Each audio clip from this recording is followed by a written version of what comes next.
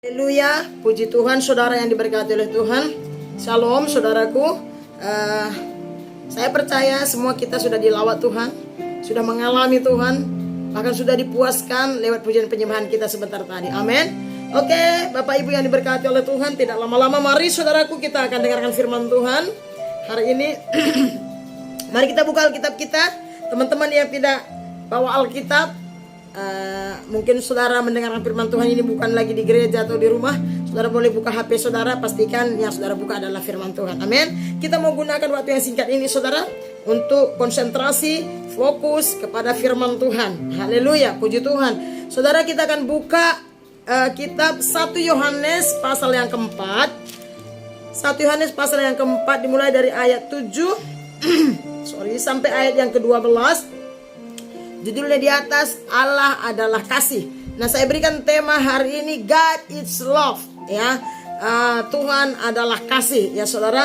Oke saudaraku, cepat-cepat mari kita baca Alkitab kita. Sama-sama kita perdengarkan firman Tuhan sampai kita dengar, ya. Dengan serentak, dengan penuh hormat, mari saudara kita baca mulai dari judulnya 1 Yohanes pasal yang keempat ayat 7 sampai 12. 1, 2, 3, ya. Allah adalah kasih. Saudara-saudaraku yang kekasih, marilah kita saling mengasihi, sebab kasih itu berasal dari Allah, dan setiap orang yang mengasihi lahir dari Allah dan mengenal Allah.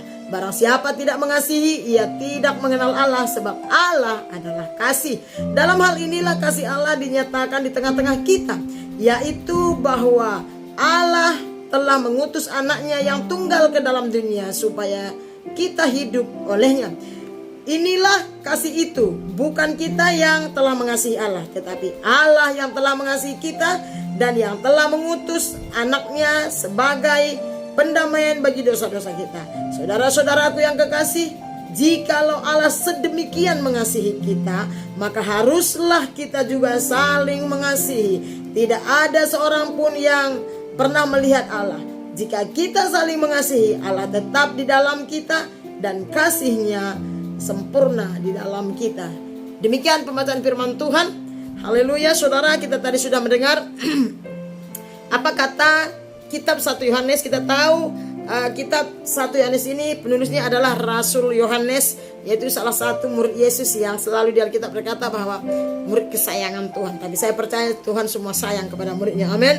Nah saudara, di dalam kitab 1 Yohanes pasal yang keempat ini, kalau kita melihat dari judulnya saudara, Yohanes sedang memberitahu bahwa Allah itu kasih adanya, gitu ya. Di dalam Injil Yohanes dan di dalam kitab 1 Yohanes ini, 1, 2, 3 Yohanes ini saudara, ada banyak bicara tentang kasih. Yohanes banyak berbicara tentang kasih Allah dan tentang bagaimana kita harus mengasihi Allah. Nah ayat 7 tadi dikatakan begini saudara. Saudara-saudaraku yang kekasih, katanya, kata firman Tuhan ini, marilah kita saling mengasihi, sebab kasih itu berasal dari Allah, dan setiap orang yang mengasihi lahir dari Allah dan mengenal Allah. Bicara soal kasih, mengasihi, saudara, saya percaya itu bukan sesuatu yang langka atau jarang kita dengar. Bahkan dalam minggu-minggu ini, dalam penyampaian firman yang saya sampaikan kepada saudara, masih berkaitan tentang kasih dan mengasihi saudara. Nah, saudara, ajakan firman Tuhan supaya kita saling mengasihi. Dikatakan di sana, marilah kita saling mengasihi saudara. Kenapa Tuhan memerintahkan kita supaya kita sebagai anak Tuhan, khususnya sebagai orang Kristen, orang percaya yang sudah menerima penebusan darah Yesus, keselamatan jiwa kita, kita diperintahkan untuk terus dan selalu saling mengasihi satu dengan yang lain. Bahkan kalau kita melihat di perjanjian lama saudara, Alkitab mencatat begini, gak usah kita buka itu karena itu ada juga di kitab Lukas 10 ya. Dikatakan begini, kasihilah Tuhan Allahmu dengan segenap hatimu dan segenap jiwamu, akal budi dan kekuatanmu, dan kasihilah sesamamu manusia seperti dirimu sendiri. Nah saudara, tadi saya sudah kasih tahu bahwa tema kita hari ini adalah God is love. Allah itu adalah kasih. Nah oleh karena itu, karena Allah itu adalah kasih dan kita adalah anak-anak Allah, kita adalah ahli waris Tuhan, ahli waris kerajaan surga, Maka Tuhan mengarahkan kita supaya kita tetap saling mengasihi, saudara. Kalau Tuhan yang kita sembah, yang kita sebut Bapa kita dan kita sebut kita anaknya, kalau Dia penuh kasih, Dia kasih adanya, selayaknya lah dan seharusnya memang kita harus saling mengasihi. Saudara, bicara soal saling mengasihi, bicara soal kasih, saudara, mungkin semua orang selalu dengar bahkan ucapkan, terlebih kita sebagai anak-anak Tuhan. Tetapi pada kenyataannya, apakah kita sudah saling mengasihi satu dengan yang lain? Tahukah saudara kenapa Tuhan menyuruh kita, memerintahkan kita untuk kita saling mengasihi? Alkitab mencatat karena Dia telah mengasihi kita terlebih dahulu. Kenapa Tuhan memerintahkan saya dan saudara untuk saling mengasihi, saudara? Karena saudaraku, kasih itu membuktikan kita anak Tuhan. Selalu saya kasih tahu, tanda pertama atau ciri pertama dunia bisa tahu kalau kita ini pengikut Kristus alias orang Kristen, yaitu adanya kasih yang terpancar dari kehidupan kita.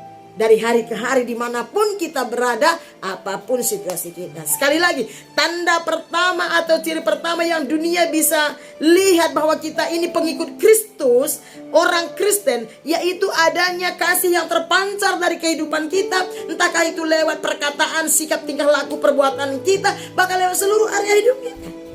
Saudara, bicara soal kasih dan mengasihi, saudara, tidak mudah menemukan orang yang terus mengasihi atau mampu saling mengasihi. Tahukah saudara, kalau di dalam satu rumah tangga, kalau suami istri itu saling mengasihi, saya yakin dan percaya tidak akan ada yang namanya perceraian, tidak akan ada yang namanya perselingkuhan. Kalau suami istri saling mengasihi. Demikian juga kita di dalam pekerjaan kita, kalau di dalam pekerjaan itu ada yang namanya saling mengasihi, maka itu akan jarang dari persoalan dan permasalahan yang akan terjadi. Ya. Begitu hebatnya tentang kasih. Tahukah saudara bahwa kasih itu mahal harganya? Kenapa kita harus mengasihi? Kan itu perintah Tuhan dan kehendak Allah. Mengasihi itu perintah Allah. Mengasihi itu kehendak Allah. Sifatnya kalau kasih itu saudara mempersatukan dan mendamaikan. Oleh karena itu Tuhan sangat menghendaki supaya kita sebagai gereja Tuhan, sebagai orang percaya, harus selalu saling mengasihi satu dengan yang lain. Yang percaya katakan amin. Nah, kasih itu menyenangkan saudara. Bahkan kasih itu bisa menyembuhkan, memulihkan seseorang. Tahukah saudara, bahkan ada, kalau kita mau jujur ya, kadang-kadang ada orang bunuh diri karena dia merasa tidak ada lagi orang yang mengasihi dia. Saya yakin dan percaya, seorang anak, ya walaupun ini bukan satu-satunya kasusnya gitu ya, seorang anak yang jatuh dalam kejahatan narkoba misalkan gitu ya, atau pemberontakan apapun, saya yakin kalau anak ini betul-betul menerima kasih yang sepenuhnya dari keluarganya, menurut saya nih, saya yakin mereka tidak akan jatuh ke dalam dosa-dosa yang sangat mengerikan. Begitu pentingnya kasih itu ada, saudara.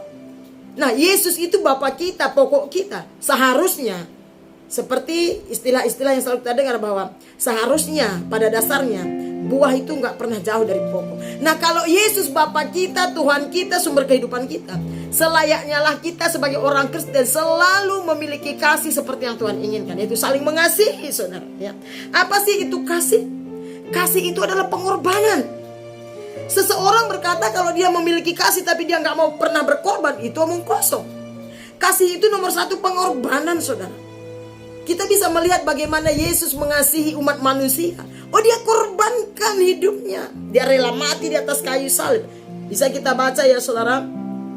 Nanti kita akan baca di sana ya saudara. Pengorbanan. Kedua apa? Pengampunan. Kasih itu adalah pengampunan, saudara. Untuk mengampuni perlu berkorban.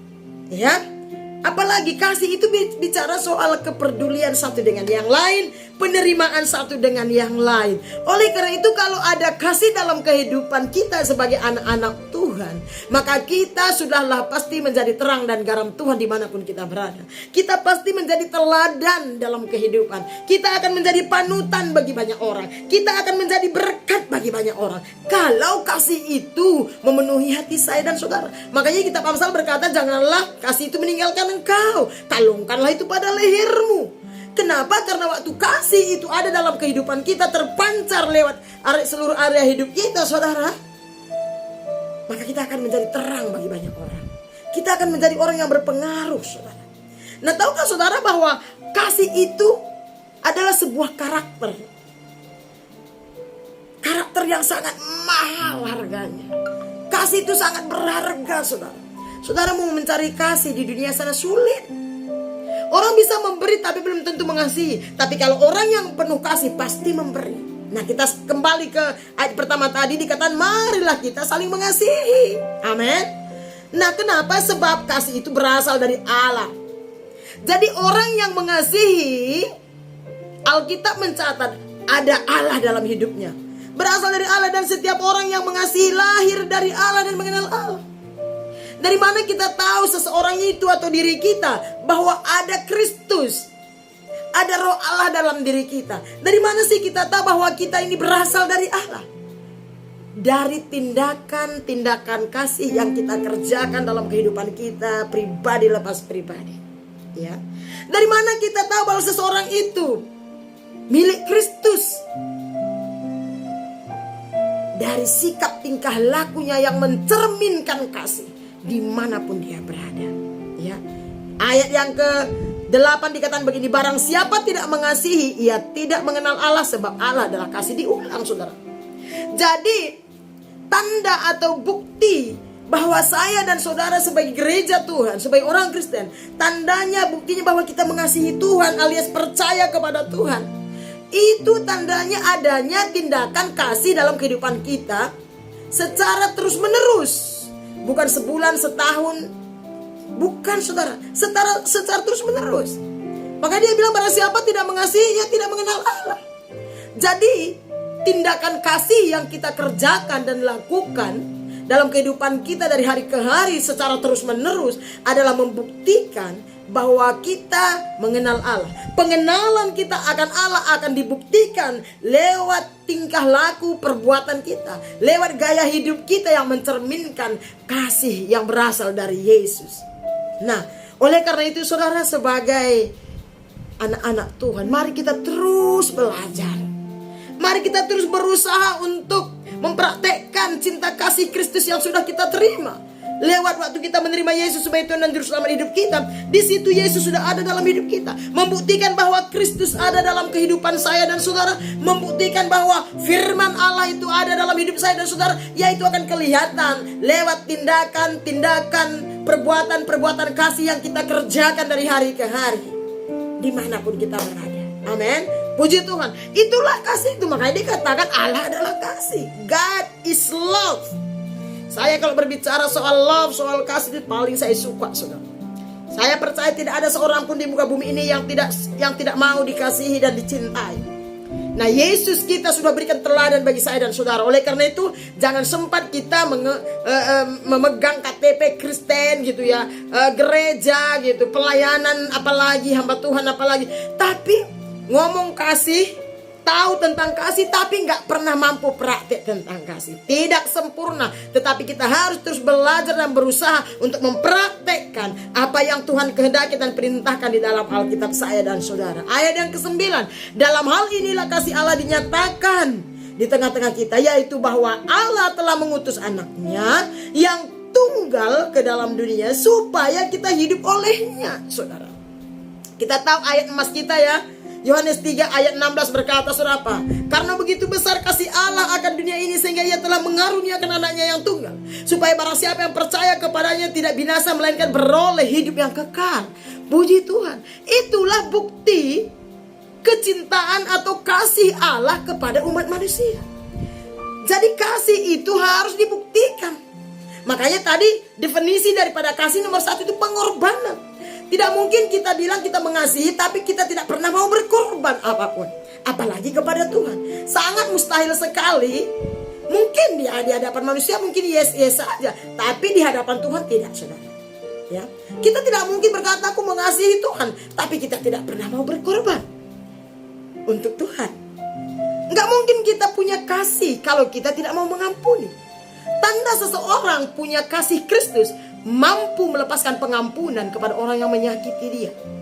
Makanya Yesus bilang di dalam Matius, jikalau engkau tidak mengampuni orang yang bersalah kepadamu, maka Bapamu di surga juga tidak akan mengampuni engkau. Begitu hebatnya, saudara. Makanya kita bersyukur menjadi milik Kristus, saudara.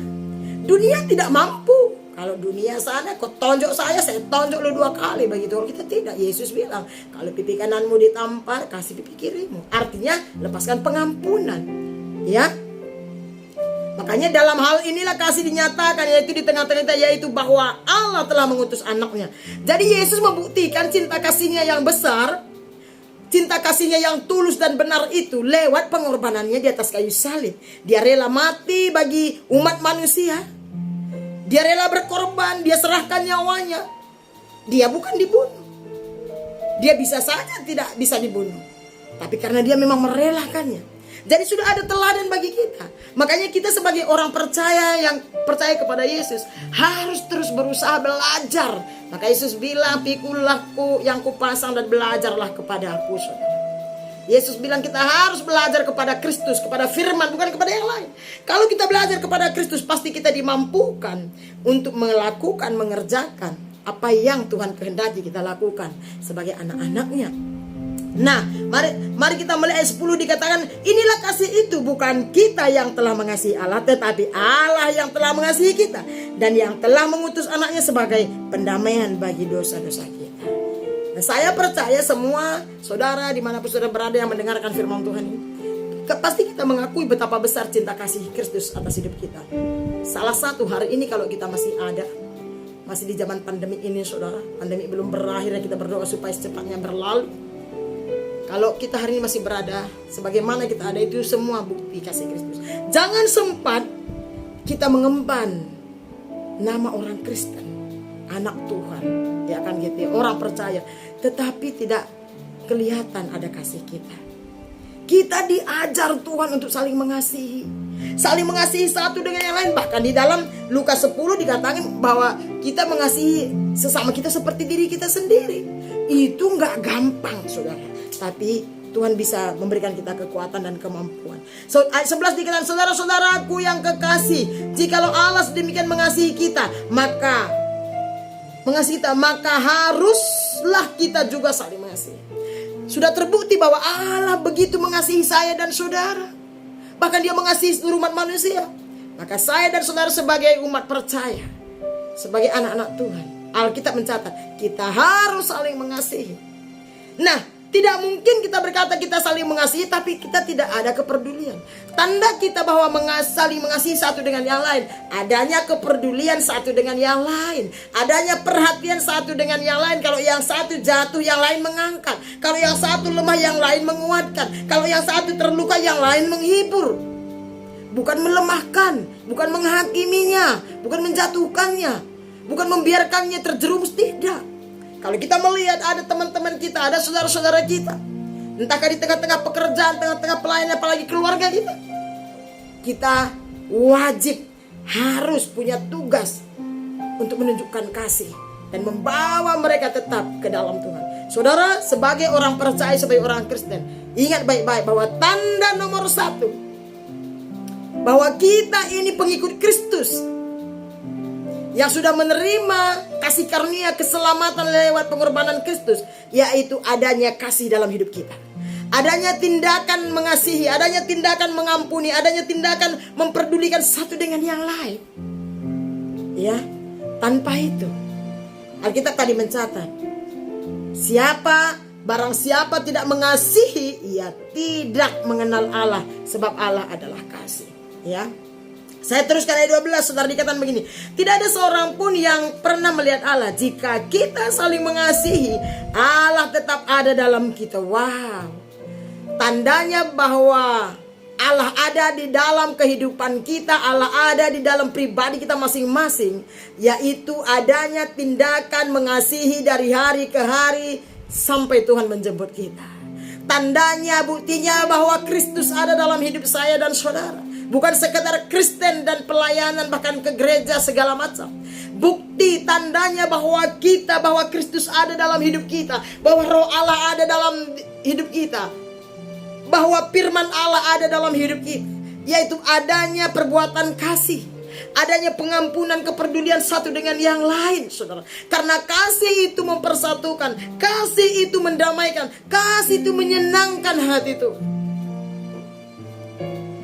Ayat 3 berkata, demikianlah kita ketahui 12. Tidak ada seorang pun yang pernah melihat Allah. Jika kita saling mengasihi, Allah tetap di dalam kita dan kasih-Nya sempurna di dalam kita. Saudaraku, ada banyak sekali orang meremeh-temehkan tentang kasih. Perhatikan baik-baik dan hati-hati. Mari kita cek introspeksi diri kita masing-masing. Masih ada nggak tindakan kasih yang kita lakukan? Jangan sempat kita mengaku anak Tuhan, orang Kristen di akhir zaman ini, tapi kita nggak ada kepedulian satu dengan yang lain. Lu mau mati-matilah gitu ya kan. Lu mau hancur-hancurlah. Bukan, itu bukan dari Tuhan, saudara. Itu dari hantu.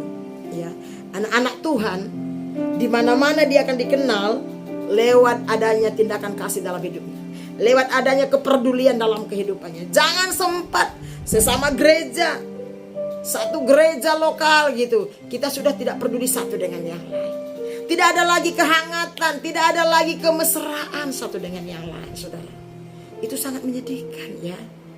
Saudara dengar baik-baik. Iblis akan menghalangi kita dengan segala macam cara. Bagaimana caranya supaya kita tidak mempraktekkan cinta kasih Kristus dalam kehidupan kita sehari-hari. Sampai satu saat dia jemput kita, dia bisa ambil kita, saudara. Tanpa adanya kasih Kristus dalam hidup kita. Di kitab 1 Yohanes 2 dan 3 Yohanes ini ada banyak berbicara tentang kasih.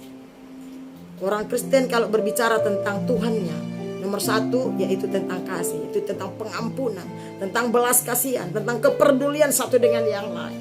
Ya. Coba kita lihat satu ayat 20 di pasal yang tadi, saudara. Dikatakan begini, jikalau seorang berkata aku mengasihi Allah atau percaya kepada Allah, itu yang kita sembah dalam Yesus tentunya ya saudaraku.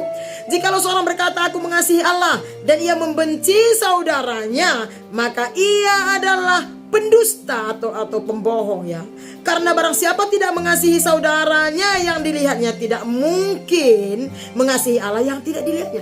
Jadi tandanya, buktinya bahwa kita mengasihi Allah yaitu adanya tindakan kasih kepada saudara-saudara kita. Namanya saudara kita itu bisa saudara kandung, bisa saudara seiman, bisa sesama manusia, saudara. Makanya dibilang saudaranya. Jadi gak mungkin, Tuhan bilang gak mungkin kamu mengasihi aku yang tidak kelihatan, sementara yang di depan matamu aja kamu gak peduli. Itu adalah sebuah pembohongan, itu adalah sebuah penipuan, itu adalah sebuah dusta, kata firman Tuhan. Oleh karena itu, selagi masih ada kesempatan, selagi masih Tuhan berikan kepercayaan kepada kita untuk menjalani kehidupan kita masing-masing, mari taburlah kasih itu sebanyak-banyaknya dimanapun kita berada. Tunjukkanlah kasih Yesus. Tunjukkanlah kepada dunia ini bahwa saudara milik Kristus. Tunjukkanlah kepada orang-orang sekeliling saudara bahwa ada Yesus, ada Tuhan pencipta langit dan bumi dalam hidup kita, saudara. Bukankah kasih itu menyembuhkan? Kasih itu memulihkan, mempersatukan, bahkan mendamaikan, saudara.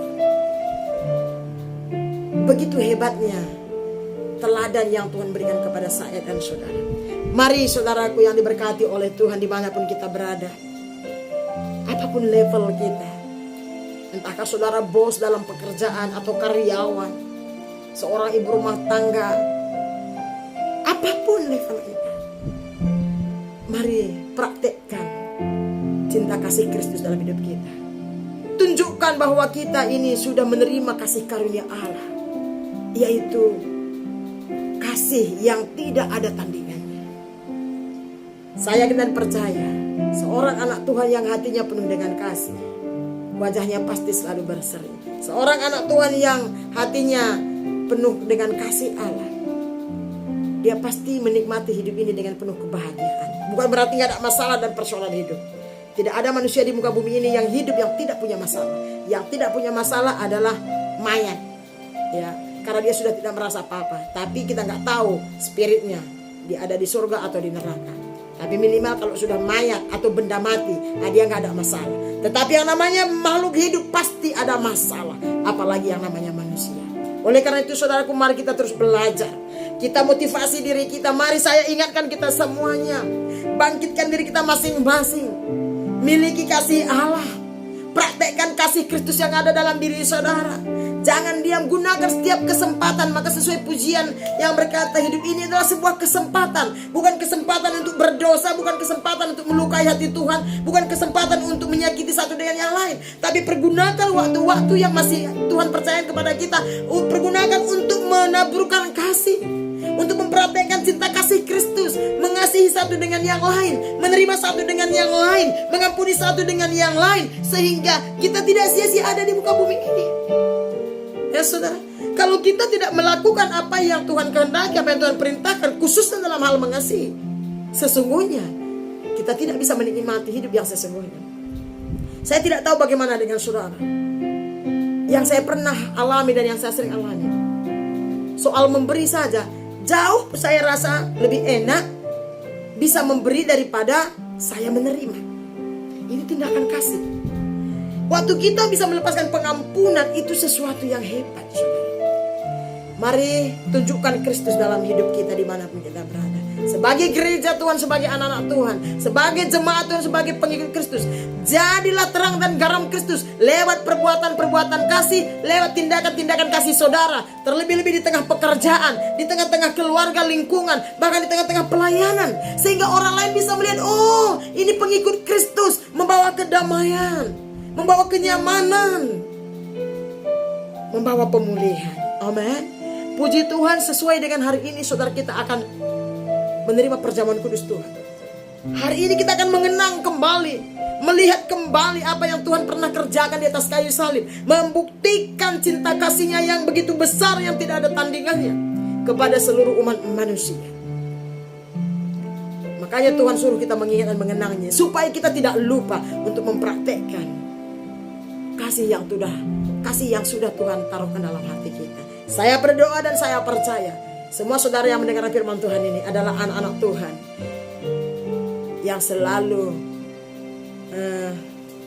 melakukan, mempraktekkan kasih dimanapun saudara berada. Saya yakin dan percaya waktu kita mempraktekkan cinta kasih Tuhan, maka akan ada banyak jiwa-jiwa datang kepada Tuhan. Yang sudah lama tidak datang kepada Tuhan akan kembali datang kepada Tuhan. Mari rangkul teman-teman kita.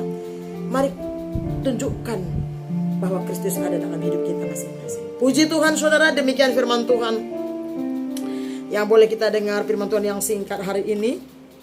Mari kita siapkan hati kita untuk masuk dalam perjamuan kudus.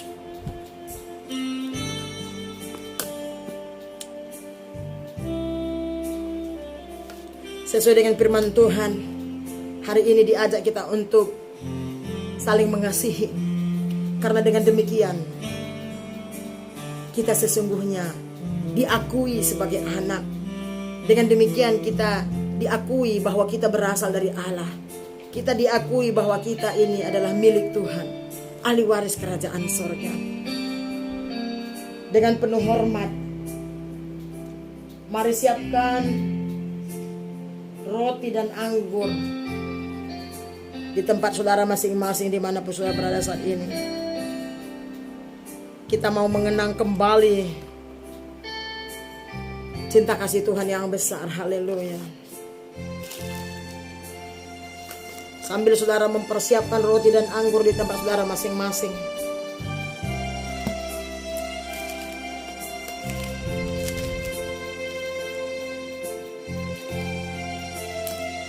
haleluya.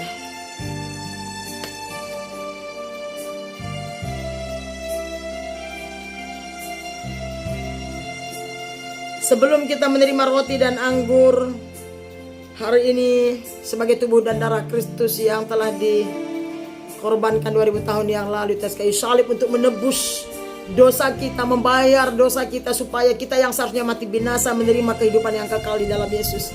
Mari minta Tuhan selidiki hati kita masing-masing. Jika Tuhan ingatkan ada dosa, mungkin tidak pernah lagi kita mempraktekkan cinta kasih Kristus, atau mungkin ada yang sakit hati dan belum mengampuni, mari minta Tuhan jamah. Minta Tuhan ampuni kita dan lepaskan pengampunan, sehingga perjamuan kudus ini mendatangkan berkat, mendatangkan sukacita, kelepasan dan kemerdekaan, bahkan kesembuhan bagi setiap kita. Ini hidup kami Bapa, anak-anak-Mu di hadapan-Mu kami berdiri. Sebelum kami makan dan minum roti dan anggur yang kami terima sebagai tubuh dan darah-Mu Yesus, selidiki dan tilik hati kami. Sebab tidak ada yang tersembunyi. Tuhan, ampuni kami atas segala dosa pelanggaran kejahatan kami. Mungkin jikalau ada Tuhan, anak-anak-Mu, umat-umat dimanapun berada, yang ada dalam keterikatan, biarlah darah-Mu perjamuan kudus ini membebaskan. Dan biarlah Tuhan, yang sakit hari ini akan disembuhkan. Yang sakit hati akan melepaskan pengampunan sehingga dia dipulihkan Tuhan. Kami mau terima pengampunan-Mu dengan sempurna lewat darah Yesus, sehingga tidak terhalang anugerah-Mu. Berkat kasih karunia-Mu tercurah atas hidup kami dalam nama Yesus. Mari saudara, sambil saudara memegang roti, kita angkat satu pujian, kita katakan, telah kulihat bukti kasih-Mu Tuhan. Sambil mata kita tertuju kepada Tuhan dengan penuh ucapan syukur, kita angkat pujian ini. Haleluya.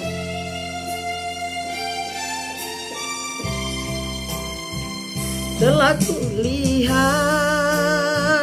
bukti kasih-Mu, Kau menderita gantikanku. Dengan darah-Mu Kau selamatkanku.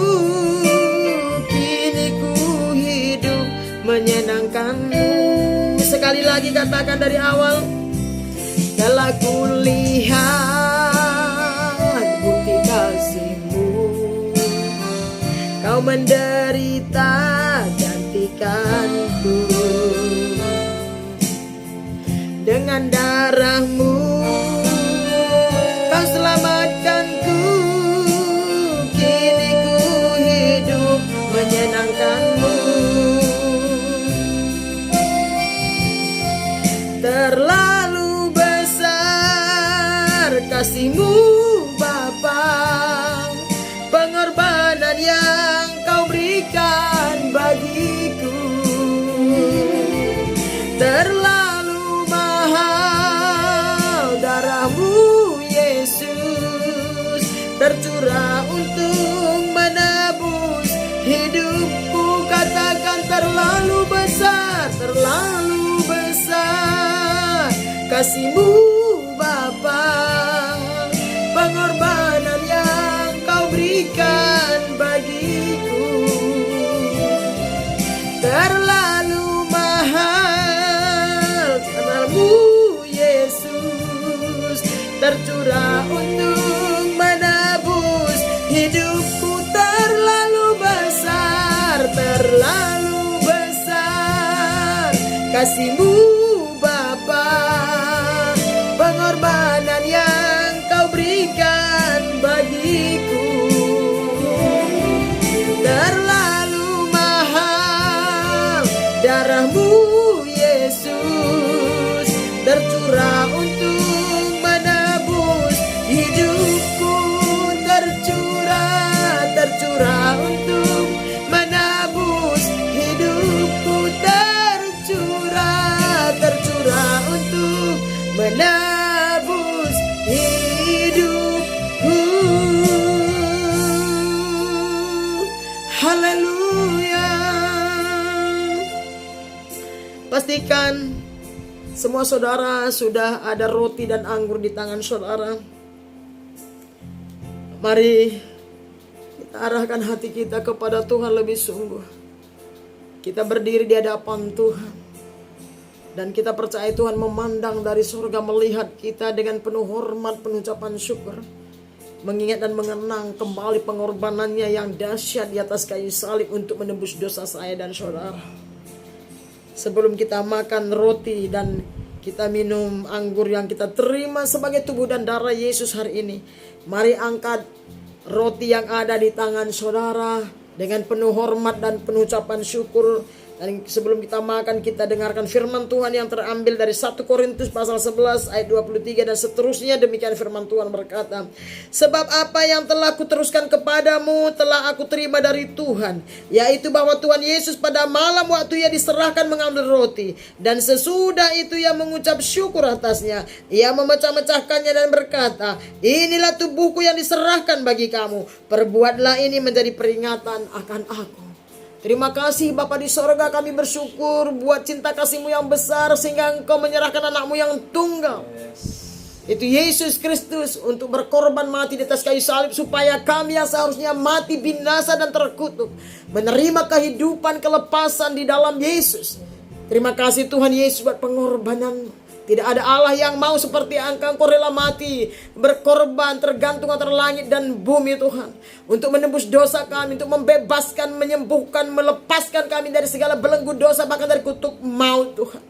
Kami memuji menyembah-Mu Bapa di sorga. Firman-Mu berkata supaya kami mengenang, mengingat kembali apa yang Kau lakukan Tuhan. Bahwa Engkau sudah memberikan teladan bagi kami, untuk kami boleh saling mengasihi, mengampuni satu dengan yang lain, menerima satu dengan yang lain. Pada hari ini Tuhan, kami berdiri di hadapan-Mu dengan mengangkat roti yang kami terima sebagai tubuh-Mu Tuhan. Sebelum kami memakan, menerimanya dengan penuh ucapan syukur dengan iman percaya kami. Kuduskan, berkati roti ini Bapa di surga. Sehingga waktu kami menerimanya Tuhan, apa yang ada dalam tubuh-Mu ada dalam tubuh kami. Kesehatan, kekuatan, kebaikan Tuhan. Semangat gairah yang berasal daripada-Mu menjadi milik kepunyaan kami anak-anak-Mu Tuhan. Kuduskan, berkati roti ini, karena perjamuan kudus ini adalah sebagai bukti persekutuan kami, kebersatuan kami dengan Engkau, di mana kami ada di dalam Kau dan Kau ada di dalam kami. Terima kasih Bapa di sorga. Kami terima dengan penuh ucapan syukur dalam nama Tuhan Yesus Kristus. Mari sama-sama kita makan.